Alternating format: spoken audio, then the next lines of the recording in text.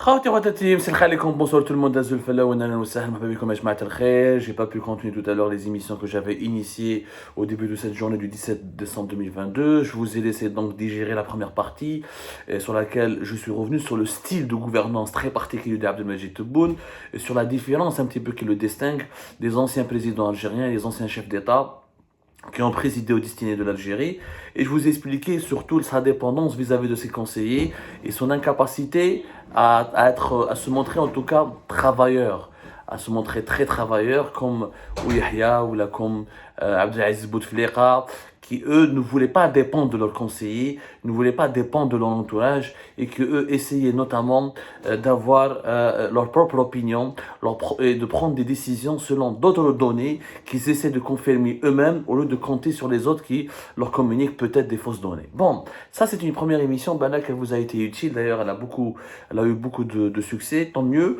L'objectif c'était de vous expliquer que celui qui gouverne, celui qui travaille réellement, en ce moment à la tête de l'État algérien, et celui qui permet à Abdelmajid Tebboune de diriger le pays, de prendre des décisions, et celui qui le seconde, et son cerveau, est en réalité Boualem Boualem, son conseiller chargé des affaires judiciaires, qui a été nommé conseiller dès janvier 2020, dès l'arrivée de Tebboune au pouvoir. C'est une vieille connaissance, l'Abdelmajid Tebboune. Quand on a fait la première émission, on lui a fait deux grandes enquêtes qui ont été publiées. La première, Boualem Boualem, révélation, Boualem Boualem, l'homme qui murmure à l'oreille de Tebboune, c'était le 12 décembre 2020. Et nous avons expliqué qu'il fait le monsieur, il est devenu hyper important et comment il est devenu stratégique dans l'échiquier politique de Tebboune. De 2020 à 2022, il est clairement devenu le nouveau Saïd Bouteflika. C'est-à-dire, comme Bouteflika entre 2016 et 2019, c'est pas lui qui dirigeait le pays, c'est beaucoup plus Saïd qui s'occupait de tous les dossiers, qui prenait les décisions, qui était l'interlocuteur de pratiquement tous les membres du gouvernement et du Premier ministre. Ben là, Boualem, il est devenu comme Saïd Bouteflika. C'est lui qui est l'interlocuteur du Premier ministre, il parle avec beaucoup de ministres, il parle avec plusieurs membres du gouvernement, et c'est lui qui fait des notes au nom de la présidence. Tebboune, quand il arrive à la présidence, à la fin de la matinée, là, en début d'après-midi, c'est avec lui qu'il s'entretient le premier. Et c'est lui qui reste le plus longtemps au bureau du président de la République pour informer Tebboune, ou là, pour seconde, carrément pour remplacer Tebboune. Carrément, quand Tebboune ne peut pas rester longtemps au bureau, où là, il a des audiences, où là, il s'attaque. Tebboune s'intéresse beaucoup plus en ce moment aux questions diplomatiques, aux questions de politique étrangère, qu'aux questions de politique interne. Il est en train de reproduire le même schéma que de Bouteflika, sauf que Bouteflika, non seulement il était un as dans la diplomatie, mais aussi il voulait monopoliser le pouvoir et être le seul qui décide à l'intérieur du pays. Nous avons dans une autre émission sur la principale différence qui a permis entre Tebboune et Bouteflika, et comment Tebboune essaie de ne pas faire les mêmes erreurs de Bouteflika pour pouvoir rester pour un second mandat et avoir toujours de son côté l'armée, éviter éventuellement à ce que l'armée le bouscule ou le renverse ou le remplace au cas où il y a un mouvement de contestation populaire qui s'appellerait le Hirak. Bon, elle est dans une autre émission. Lyon Ejmaa, Boualem, Alash il a autant de pouvoir parce que c'est l'une des boîtes noires du régime algérien. Pourquoi Tebboune lui a fait confiance? Il est vrai que Boualem et Tebboune sont originaires de la même région, la région de Mchriya et Safara. Voilà, donc les environs, Ben Mchriya ou Safara, ou Ain Safara, et ils sont originaires pratiquement du même patelin, du même arche, etc. Et c'est une très vieille connaissance à Tebboune. Boualem, il est âgé en ce moment 69 ans, il est presque 70 ans.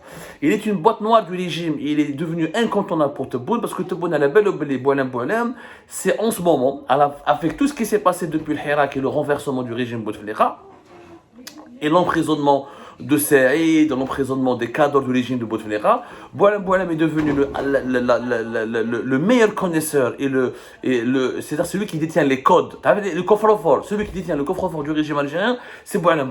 Pourquoi? Parce qu'il a dirigé le fameux organe national qui était chargé des écoutes. C'était lui le monsieur écoute.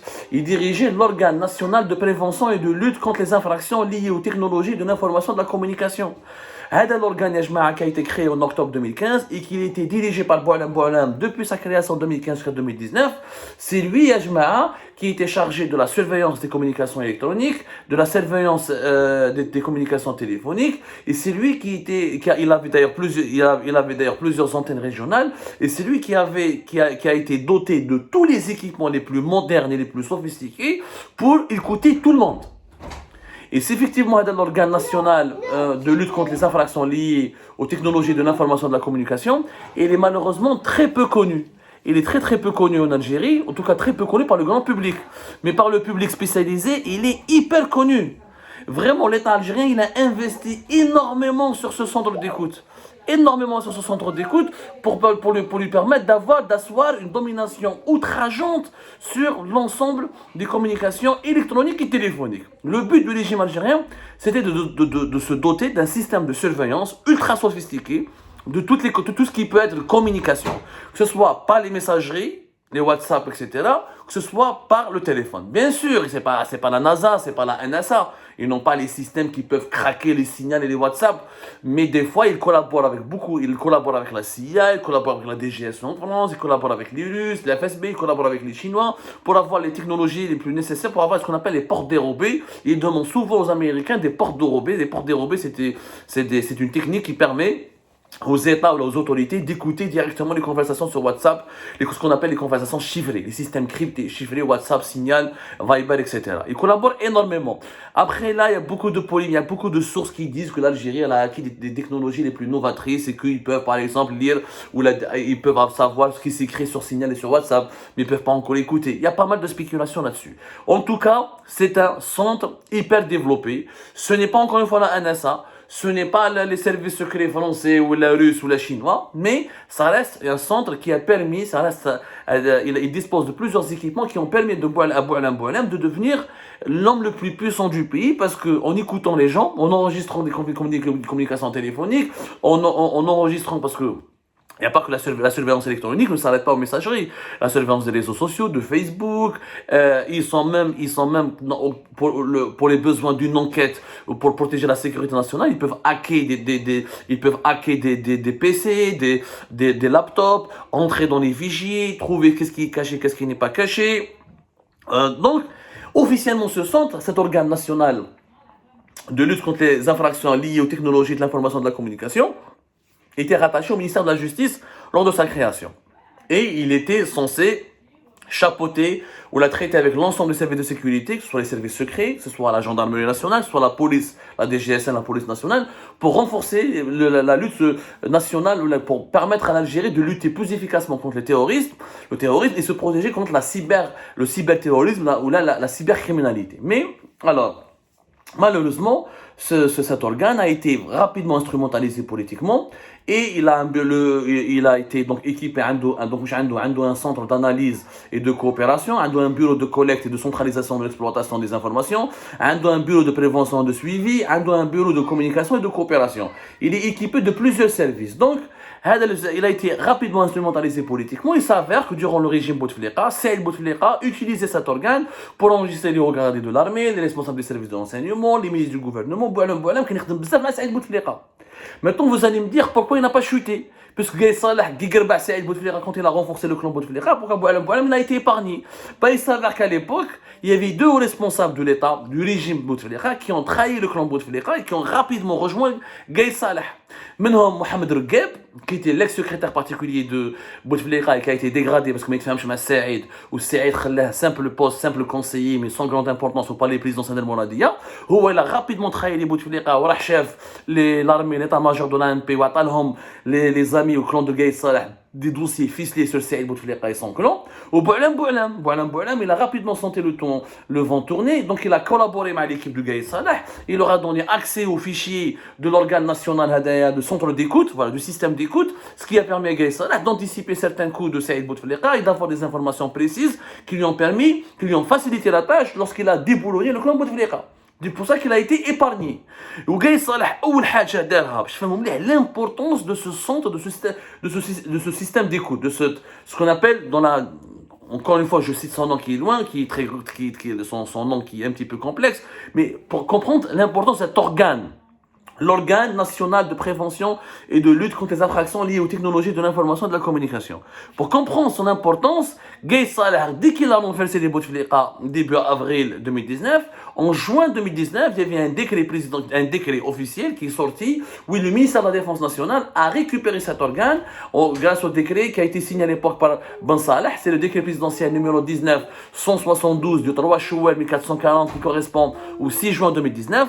Abdelkader Ben Saleh a été contraint de signer ce décret pour permettre au ministère de la Défense nationale de récupérer cet organe et de devenir ainsi l'arme fatale du ministère de la Défense nationale. Et c'est grâce à cet organe et aux informations fournies par cet organe que Gaye Saleh pouvait avoir une emprise importante sur le pouvoir algérien, puisqu'il pouvait écouter tout le monde, surveiller tout le monde et avoir les informations clés qui allaient lui permettre, qui ont pu lui permettre de manœuvrer, de prendre des décisions ou de lancer des opérations contre ses adversaires. Donc il avait toujours un pas en avance ou une emprise sur ses adversaires grâce à cet organe. Qui met Gaye Saleh où le système Gaye Saleh commence à s'effondrer.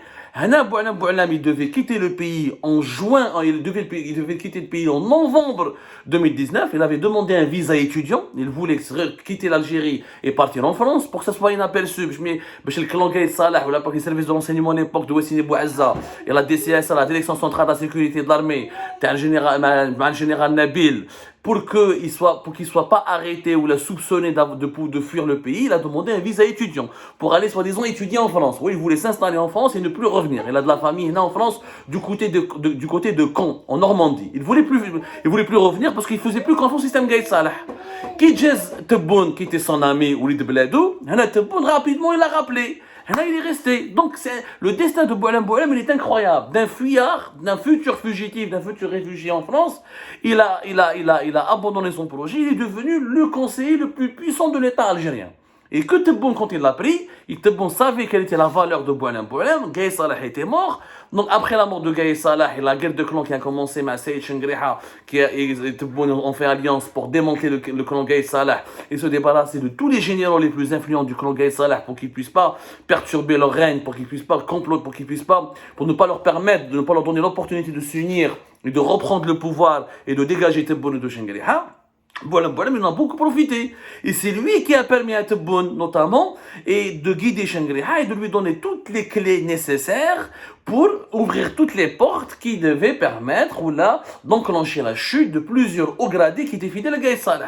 Alors, ce qu'on ne dit pas, depuis le décret présidentiel numéro 19-172 du 3 Chouel 1440, qui correspond au 6 juin 2019, l'organe national les écoutes, le système des écoutes, savoir l'organe national de prévention et de lutte contre les infractions liées aux technologies de l'information et de la communication, il a été enlevé du ministère de la Défense nationale, il a été récupéré par la présidence, par Tebboune.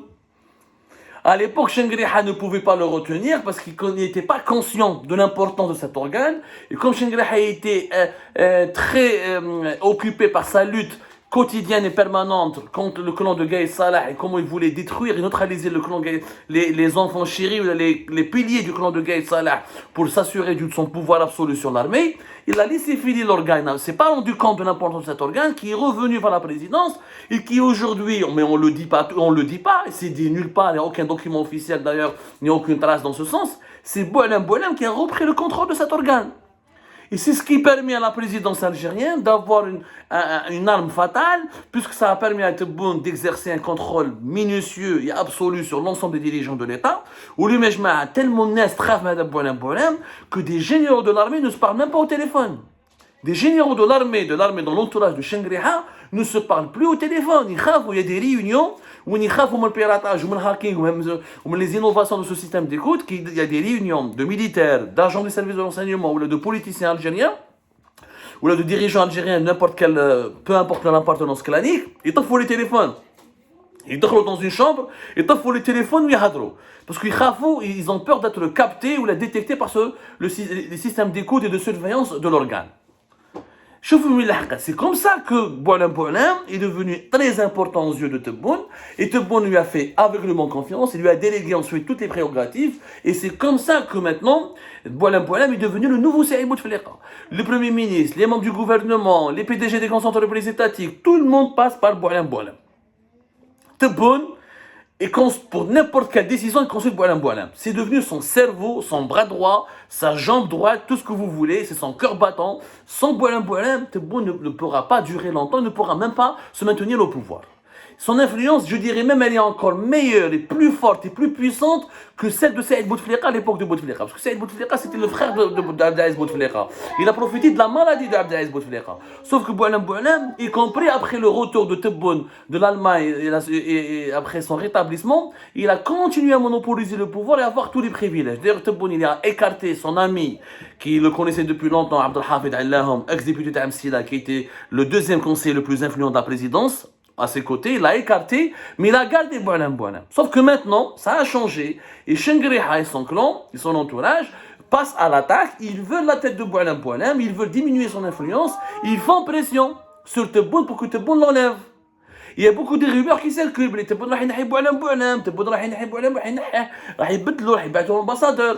Mais tout ça, c'est des rumeurs qui sont infondées. Comment Tebboune va se débarrasser de sa principale arme, de celui qui fait tout à sa place, de celui qui lui fait un travail excellent, et de celui qui, excellent entre guillemets, excellent aux yeux de Tebboune. Il n'est pas excellent pour le pays, parce que le pays ne se développe pas, il n'avance pas. Et comment il va se débarrasser de celui qui fait tout le travail pour lui? Et lorsque lui se réveille, il voit déjà que les démarches et les actions promises ou l'entreprise, il y a déjà des résumés sur son bureau, il y a déjà un plan de travail qui a été initié. Jamais de la vie. Mais on reparlera ensuite, on va reparlera dans une autre émission, des dessous de cette nouvelle querelle et guerre de clans qui prend de plus en plus d'intensité entre Saïd Chengriha en personne et Boualem. A plus tard.